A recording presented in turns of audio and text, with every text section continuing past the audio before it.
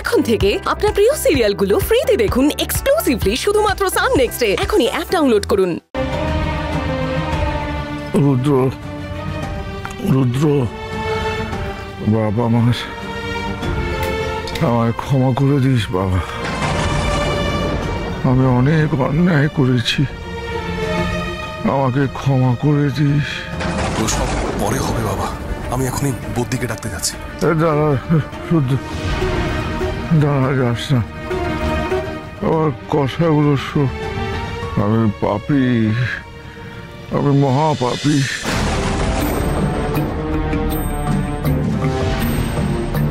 সত্যিটা আমায় স্বীকার করতে হবে, নইলে আমি মুক্তি পাবো না বাবা। এক সময় আমার পাপ কাজগুলো আমি তোর হাত দিয়ে করাতাম বাবা।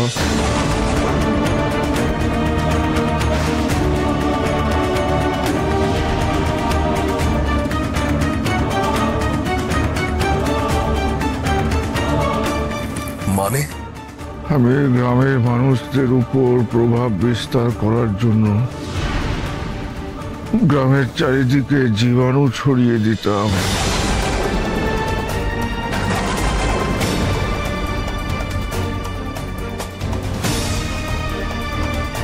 তাও তোর হাত দিয়ে। কখনো বলতাম মঙ্গল হবে, কখনো বলতাম ক্ষেতের ফসল বাড়বে। আসলে আমি এইভাবে মারণ জীবাণু ছড়িয়ে দিতাম, আর চিকিৎসা করার বিনিময়ে তাদের সর্বশান্ত করতাম। আর এই করতে গিয়ে আমি তোকেও মারতে বসেছিলাম। মঙ্গলার বাড়িতে ছড়ানোর জন্য জীবাণু পাঠিয়েছিলাম, কিন্তু জানি না কিভাবে তুই সংক্রমিত হয়েছিলি। বাচ্চাদের অসুস্থ হওয়ার পিছনেও আমি। মঙ্গলাকে ফাঁসাতে চেয়েছিলাম আমি, প্রসাদে বিষ মিশিয়ে। ও নির্দোষ ছিল। তুমি মঙ্গলার হয়ে কোনো কথা বলবে না বাবা। কেন ওর হয়ে কথা বলছো? বলছি না বাবার মাথা ঠিক নেই। না, বাবা যথেষ্ট সজ্ঞানে আছে, বাবাকে সব কথাগুলো বলতে দাও।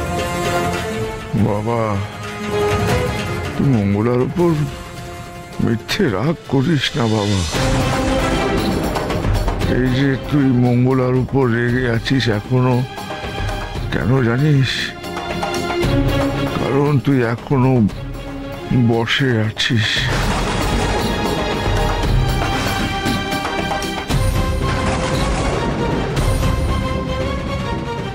তোকে স্বর্ণ বৌমার হাত দিয়ে বশীকরণের ওষুধ খাইয়েছিলাম।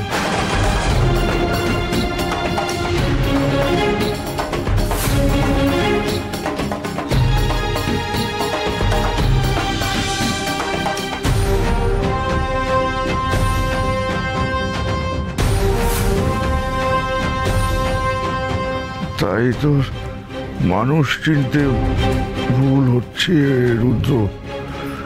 মঙ্গলা খাঁটি সোনা।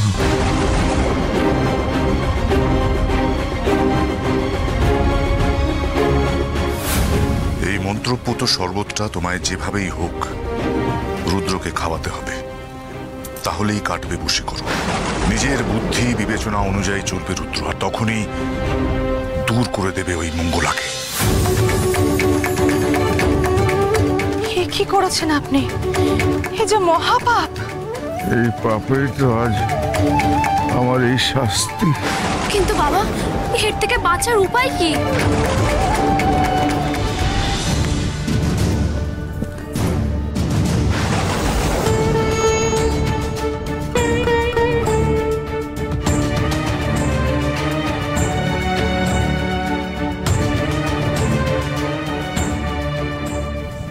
মা, তুমি আমার শ্বশুরমশাইকে সুস্থ করে দাও মা। আমি মানছি তিনি ভুল করেছেন, কিন্তু আর 5 জনের মতন সেও তো তোমার সন্তান।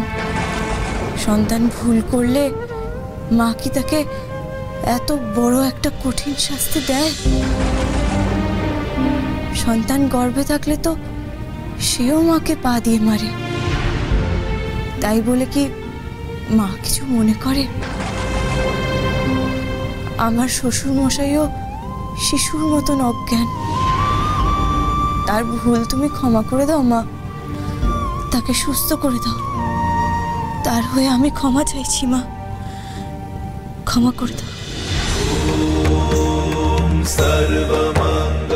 মঙ্গলা,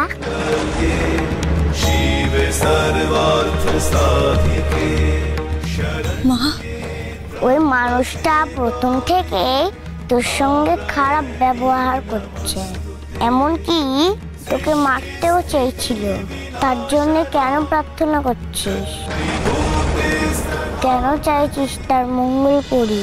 আমি ওনার মঙ্গল চাইছি কারণ উনি আমার সাথে যাই করে থাকেন না কেন, উনি আমার শ্বশুর মশাই হন। আমার স্বামীর বাবা এই চণ্ডীপুরের মাথা আর একজন বয়সজ্যেষ্ঠ মানুষ। আমি মানছি উনি শুরু থেকেই আমার বিরুদ্ধে ছিলেন, কিন্তু ওনার দুঃসময় তো আমি চুপচাপ বসে থাকতে পারি না। ওনার হয়ে আমি তোমার কাছে ক্ষমা চাইছি মা, শুধু তুমি ওনাকে সুস্থ করার উপায় বলে দাও মা, আমি ক্ষমা চাইছি তোমার কাছে। উপায় বলতে পারি, কিন্তু সে বড় কঠিন পথ। সেই পথে যেতে পারলে তবেই তুই সুস্থ করতে পারবি। তবে একটা কথা মনে রাখিস, তুই রুদ্রর জীবনও বাঁচিয়েছিলিস, তার বিনিময়ে কি পেয়েছিস? শুধু অপমান আর লাঞ্ছনা। মা, আমি তো কখনোই ফলের আশা করে মানুষের উপকার করিনি। তুমি আমাকে আদেশ দিয়েছিলে মানুষের উপকার করার জন্য, তাই আমি করেছি। বিনিময়ে কি পাবো সেটা তো কোনোদিনই ভাবিনি মা। তাহলে আজ তুমি এরকম কথা কেন বলছো? বেশ, তবে আমি ভালো করে দেব। তোর যুক্তি আমি মেনে নিলাম।